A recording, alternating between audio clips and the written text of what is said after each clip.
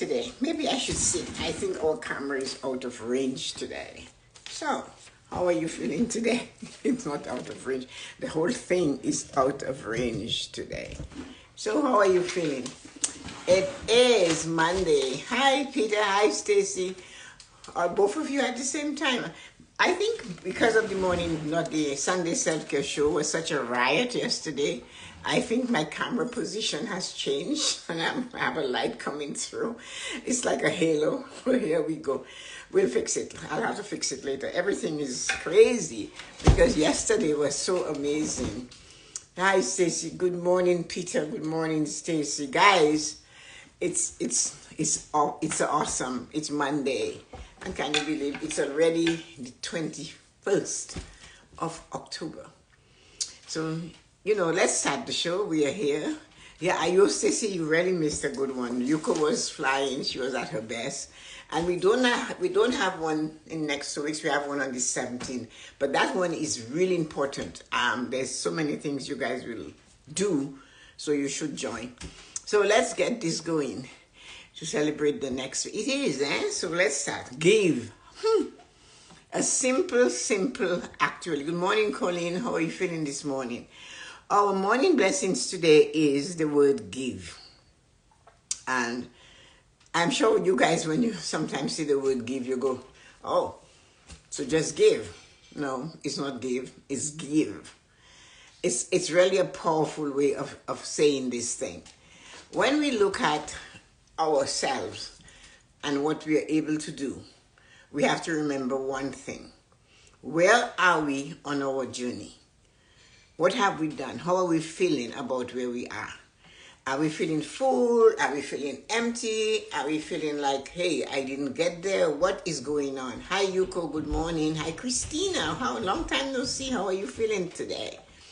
So, our day of yesterday, Yuko, I was telling Stacy and Peter, I guess Colin was there, that we had it was amazing morning blessings. But we had Vanessa made a stop. She came in, she did a cameo, because we were talking a little bit on the morning blessings about, not morning blessings, on the Sunday self-care show yesterday at 9:30. We were speaking about what we can do in our life, what we go slow to go further, which is very common. But one of the things we talked about is the things that are in our food.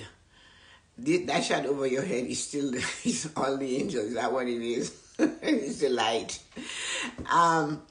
It's one of the things it's that what is in our food, how many times we actually take our time to read the back of the boxes and the cans of food we buy, because we don't have the time. We know we want beans, we pick up a can of beans, and out we go to the supermarket. We want this, we pick that up. And because we were saying go slow so you can go further, go slow so you can keep yourself healthy. So Vanessa said to me a long time ago, Mom, if you're buying canned beans, make sure canned stuff, it doesn't have EDTA. She said it's like a chemical that we use in the lab. When I was at university, we did it, she was in health sciences, of course, she ended up being a doctor. So she said, they actually put it to make plastic toys. And she said, it's in the food, it's in there, it's not good to eat, and it's certain companies do not have it. Good morning, Loretta. So when people are buying canned things for them to eat, Vanessa said to me, EDTA, if it has it on the can, do not buy it. So we know that. So we brought that up yesterday, and it was amazing. That's part of it. And then Michael had always said, if you look at the back of a box, he said it two ways. And there is something in there that a fifth grader will not be able to pronounce, do not buy it. If you know that your grandmother wouldn't recognize it, a product in there, do not buy it. And so we talked about that. Then, of course, I have to touch on it because some of you were not there yesterday, but if you have a chance, you can listen. It was quite a good Sunday self-care. It was really, really good. So we talked about water. Having your water as soon as you wake up in the morning, that first glass of water, and the purpose for it. So a lot of people don't agree with that because they figure their breath is terrible the stuff in their mouth is all gurky. But what we forget, and although we know that, we all know that our body repairs itself when we sleep. So it prepares for today. It's like a nighttime routine of repairing the cells and getting ready. So what you think is tasty and the bad breath in your mouth, your gut needs it. These are the bacteria it needs for it to absorb and to be able to digest food properly. But what we do is spit it in the sink. And then if there is one left, we make sure we get something created in a lab, like toothpaste. We don't know what really is in there.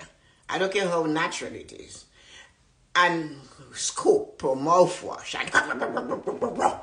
and we're cleaning it. In the meantime, our stomach is saying, I'm so sorry, you do not care for me anymore. And you get gas and bubbles and you have pain and you have no idea why. So it was saying to do things for yourself that takes time so you can go further in what you get in your life to be healthier. So drink your glass of water. Make sure you send it, all this bacteria that's floating in your mouth.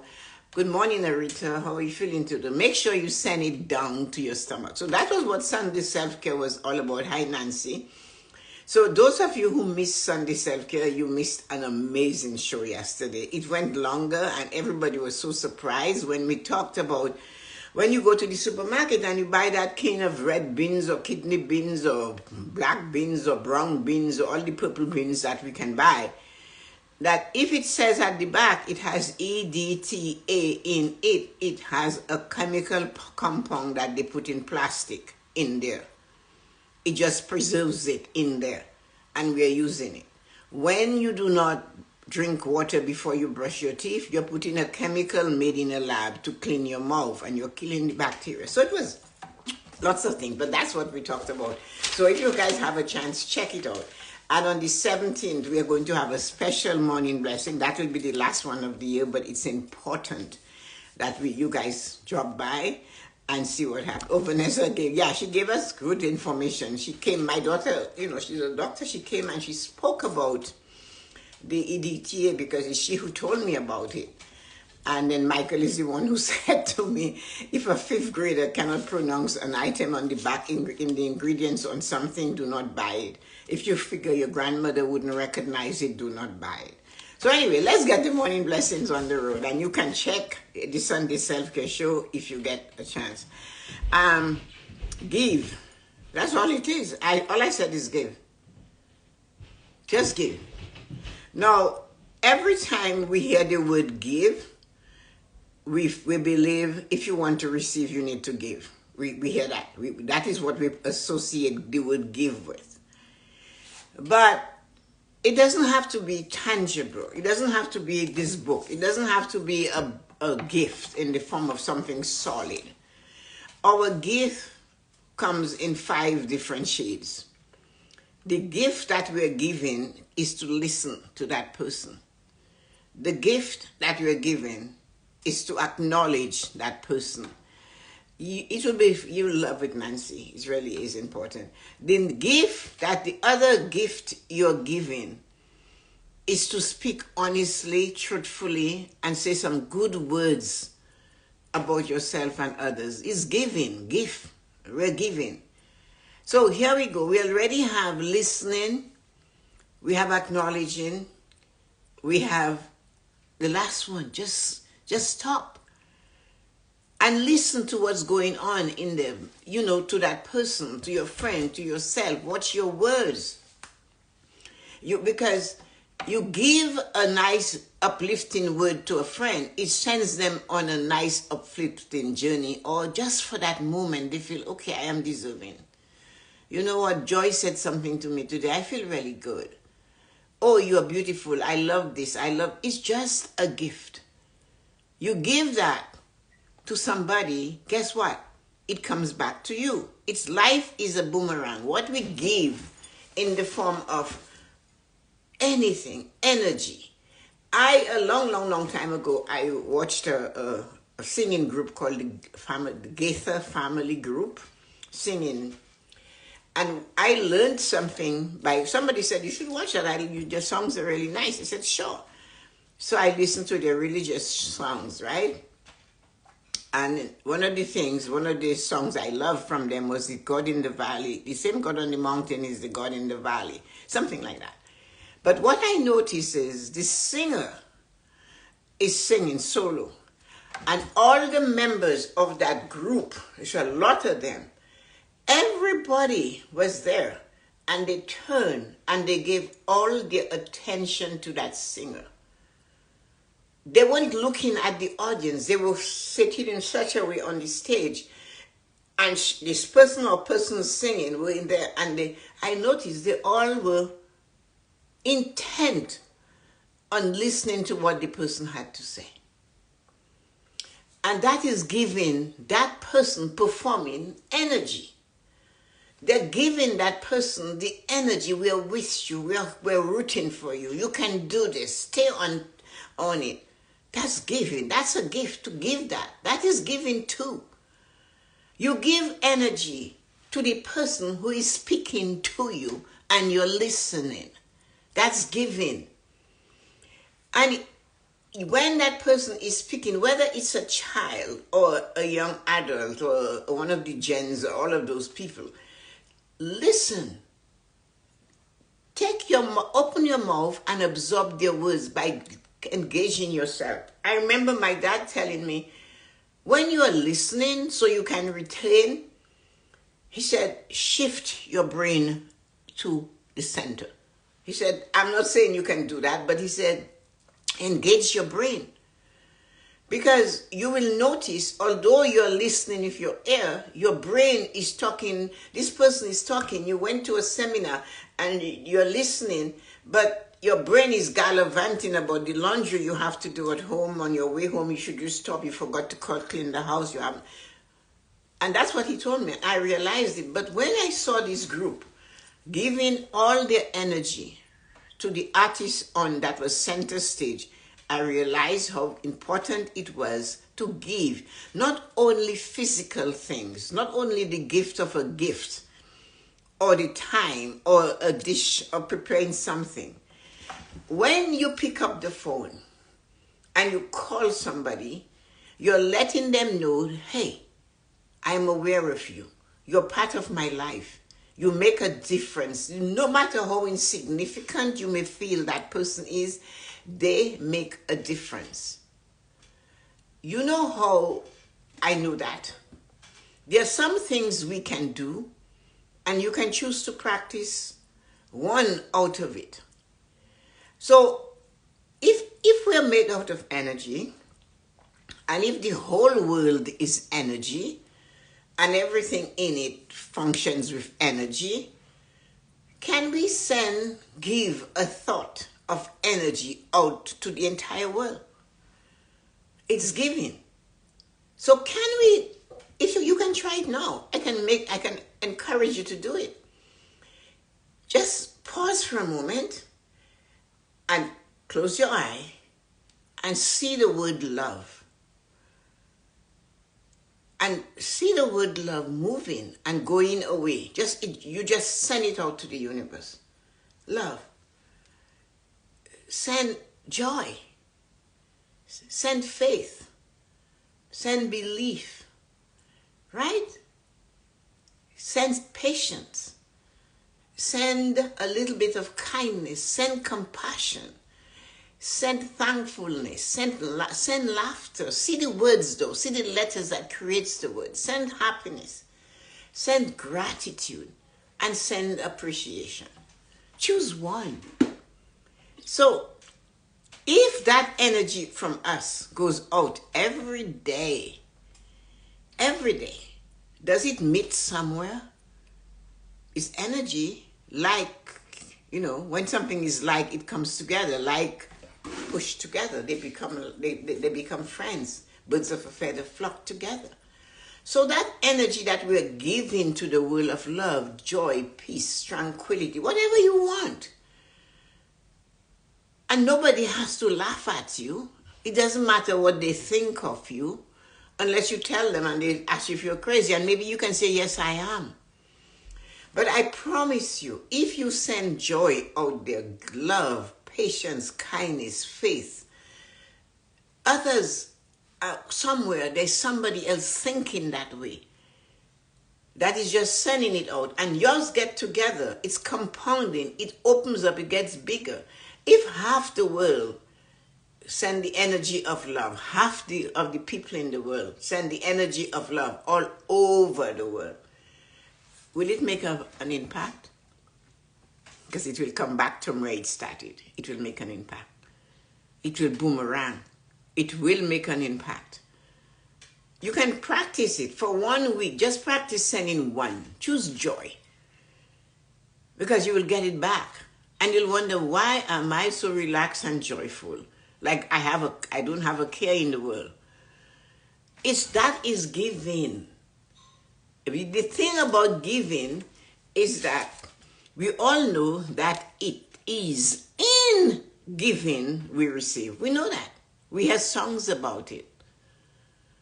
It's in giving that we receive. So think about your giving. You have a full cup of tea, or you have a bottle of water and somebody's thirsty and you just give it to them. So what you just did, though, you emptied your cup into somebody else. Your cup cannot stay empty. It is not supposed to be empty. Your cup will be refilled. Magically, miraculously, all of a sudden, your cup is full again. And you wonder why. Have you noticed something? That when you declutter, especially clothes, and you donate the things you haven't used in 6 months, what happens? It's almost like more comes into your closet and you do it again and it keeps growing. That is what it is about giving. If you give energy, if you give a little bit of your wisdom to somebody else today, if you turn around and you give an article or you empty all what you know into somebody's cup and you encourage them to hold on to their full cup, and they too, on their journey, will know, hi, Nancy, Colin, Yuko, Stacy emptied in me, Rita emptied in me, Loretta emptied in me. Just maybe I should empty into Christina's cup.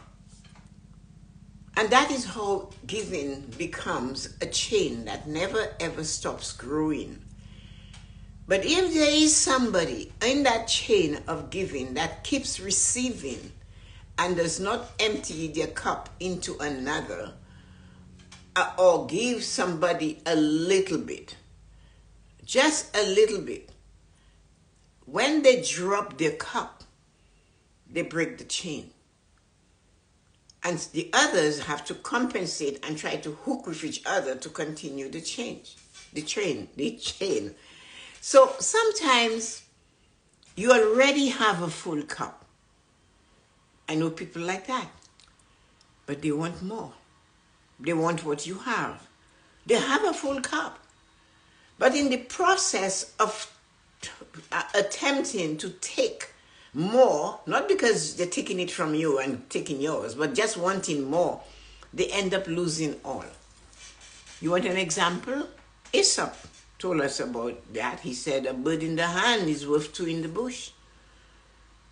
And they tell you the parable of the dog that had a bone in its mouth and it went to the river. It saw its reflection. It wanted the bone that other dog had. It didn't realize it was its own self. In attempting to grab the bone from the other dog, he dropped the one he had. He wanted more. He couldn't just let that dog be. The fool fell in the bush of nettles, in a rose bush, because he saw something in there. I have one in my hand, but there's two of them. I can go get them. And he comes out looking like a hedgehog with nettles and pins and needles all over them. That's the lesson that life teaches us in giving. Always believe you have sufficient. Always believe, no matter how empty you look at your cup, and if it has one drop, remember you have a drop. And be satisfied with that drop. Pay homage to the drop. Hello, drop of water. Thanks for coming by. You do not want to give. You do not want to share. And then you keep yourself with nothing because you said, you know what, Tessa-Marie? I don't have enough to give. I don't give. I don't give at all because you know what? All I have is just for myself. But I always say to that person, I have never seen a Brinks or Loomis truck following a hearse to the cemetery. Never. You can leave it behind. I will give them when I am dead. So then you're staying away from feeling the joy of seeing the faces that you give to while they're alive. I will be kind and give some kindness to the old lady across the street when I go look at her funeral, her in the coffin. Oh yeah? Why not give it to her now? Why not say to that person, hello, how are you doing? I know you live alone. And just don't just assume that every day is amazing for that person that lives alone. No, it is not. Because some days they miss the people they have in their life. And maybe if you took the time and give them a little bit of, hi, how are you doing? I just thought of you today. And have a conversation. You gave some energy. You gave them a reason to wake up in the morning. Because I know I have this friend that will call to see if I'm alive. So this is what I mean. Giving does not only mean the physical thing. It does that too. But the one that is the hardest to give is something that has no price. To give some of your attention, a kind word, a smile, a pleasant look, a touch. When last did your significant other touch you just because you were standing there? Did they have to make an appointment to touch you? Or did you have to make an appointment to be touched? Come on. That is giving. The need of every human being is to be heard, to be touched, to be pampered. When you cry when somebody dies, I always say that one of the reasons we cry is because we're crying for ourselves. If you know you've done your best by that person and you've given them your best in whichever, whether it's just a parent that is telling you as an adult what you're doing is not right, whether if it's just to swallow the word and say, Mom, you know what, Mom, whatever, that's better than turning back and giving your mother or your father some nasty words. Just take it. The minute you open your womb to be a mother, you've gone crazy anyway. So you never see your children as growing. So we realize that. And swallow. I always remember, this is a story, it's not that anything, but it's something I did. I still have no idea why I did it. We were at home, meaning Dominica, for Christmas, and they have something called the red and white ball, and we were supposed to go. And it was after midnight mass on Christmas Eve, and it goes all through Christmas morning until maybe around 9 or something. And it was at the tennis club. So we were going, and we were all ready to go. And my dad looks at me, and he said, "You're not going, are you?" I looked at him, and I said, "No." And my mother looked at me because she could see I was dressed. I said, "No." I sat down with my dad and my mom. My siblings all went. And I poured my dad a scotch, and we sat down and we sipped it. Here comes my sister. I wanted to go. I planned to go. But I don't know why he said that. So I gave him my attention because that's all I could give. He didn't want me to give him life. He wanted to give me some of me. Just a little bit of me. So many times when we are giving, it doesn't always have to be something tangible. Yes, it is good to give. Whatever it is you give, you're getting it back tenfold, cupful, running over. Why? So you can give some more to those that you meet on your journey as you're going through life. The thing about giving is, no matter how you give, there is a door. And the door is invisible. The more you give, the more visible the door becomes. Not clothes and shoes, not only that, that too, as I said, money, all of that.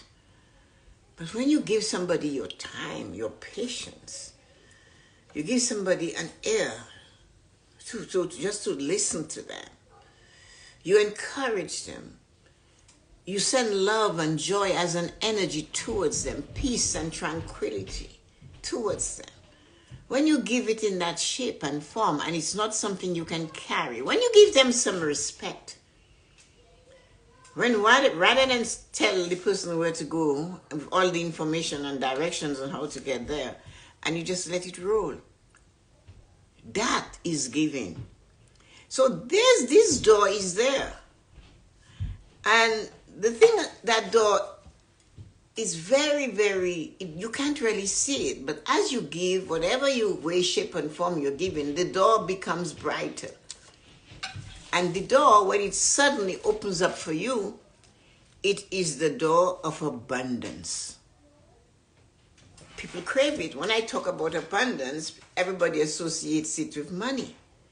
When I talk about prosperity, like when I talk about my 5 pillars of prosperity, they tell me that spiritual is not prosperous. And I have to explain that anything you have a lot of, you're prosperous in it. In the golden age, the more children a family have, the more prosperous they were deemed to be. They had more people to work the land, right?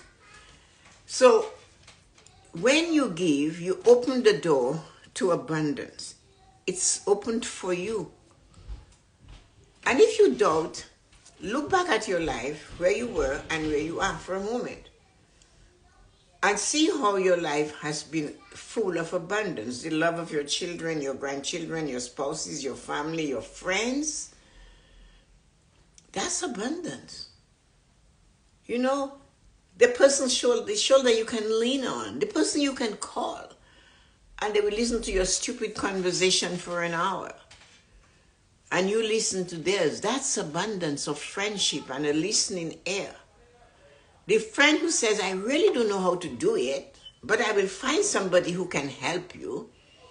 Or the person who calls you and says, can you help me to do this? And you say, oh yeah, just go there and do this. Even at Home Depot, they take you to the spot. When you ask a question of somebody at Home Depot, they walk you there. And when you ask help or guidance or such, help me, they just poof you away. And they wonder why everything they have to do in their life, whether it's to employ somebody to work for them, it becomes tedious. It's hard. It's difficult. It's challenging. The person is not malleable. The person is not bendable. The person is not cooperating with them. And that person will never remember somebody asked, can you help me with this? And all they said is, you can go now, they'll go back there, turn left. And then they wonder why, when they attempt to do something, it's always harsh, it's always difficult. People try to gouge them. People don't care to work for them. People do not want to do things for them because they do not want to do for others. That's the energy of giving. But those that give the little bit of a smile, hello Tessa-Marie, how are you doing today? Hello Loretta, hello Christina. How are you feeling today? That person's door of abundance opens up. And they have abundance of joy. They feel light. If you ask them, how are you doing? Oh, my life is absolutely perfect. Maybe their hip is hurting. But they said their life was perfect because they felt it. Why? because they too will check with somebody. How are you feeling? So giving is not tangible only. And that door, when it shows itself up and the cloud clears, it says abundance. And you can feel the abundance. Abundance of helpers and people wanting to trip over themselves to help you. When we give before we receive, we're opening the door to allow abundance to flow to us effortlessly. So when you give and not expecting or haven't received, what you just did is open the door. As abundance is traveling, it sees you and it just flows effortlessly. You hire somebody to do the work, they do their best. They show up on time, they don't gouge you. You go to a restaurant, they give you the waiter is pleasant, you have a nice seat. Follow what you do. You ask for advice of someone, they don't only give it to you, they point it out to you, they show it to you. That is what the gift is all about. The little that you spread, the gift that you give might be tiny, just a little thing.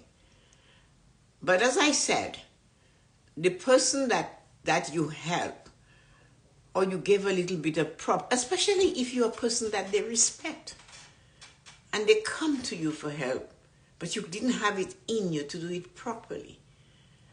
And then when you turn around, they just want to take the money from you for what you do, and you're wondering, how come some people's life is so easy? Maybe you can emulate them, or you can say what it is you do that makes you you. Because you have these contagious things that happens. It's like the butterflies come to you like you're nectar for the bees. Yes, you are, because you're so sweet and patient. So what I want you to remember is a little bit of giving goes a long way. And when you give, I'm telling you, I don't care how you take it, you must get it. I know Instagram has, somebody said they're doing some improvements on it. That's what they told us yesterday. But we've been having the same problem, Nancy, for a few days now. So, yes, when you give, you get. And not from the person that you gave. It never is. Because it just comes to you. Give your energy when you have nothing else to do. When somebody is speaking, give them the full attention. I am going to give you guys a story. I did this workshop right back.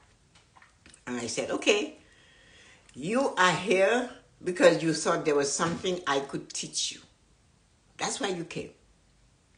So what I'm asking you to do is to put your phones down, make yourself comfortable, and get one thing at the end of this talk of 30 minutes that you can take with you to improve your life. That's all I said. Don't judge, just wait. And if you live with one thing, and that one thing you practice it, and it changes your life, then you'll know why you came. So anyway, I didn't think so. I'm in the airport in Philadelphia, and this lady came up to me. She said, oh, you are the lady that did that workshop at so-and-so and so-and-so. I go, yeah. She said, you know what? I started putting $10 a week in a savings account. And then I brought it up to 15. And she said, no, I'm saving $75 every 2 weeks from my paycheck. And I always said, I would love to meet that lady again to tell her thank you. That's the only one. And years, but that was 2010? No, 13. So just one thing. Take one thing from today and go do it. Have a great day. Who is here with us today? And Christina, thank you, sweetie. Stacy, and of course, I love you guys. Rita, thank you. Yuko, Colin, Don, and Loretta. Thank you for dropping by. Nancy's having problems with Instagram. Thank you, Tessa. Have a great day, Christina. All of you have a wonderful day. See you guys on the other side of time. Love you. See you, Dawn. Talk to you later. Bye-bye.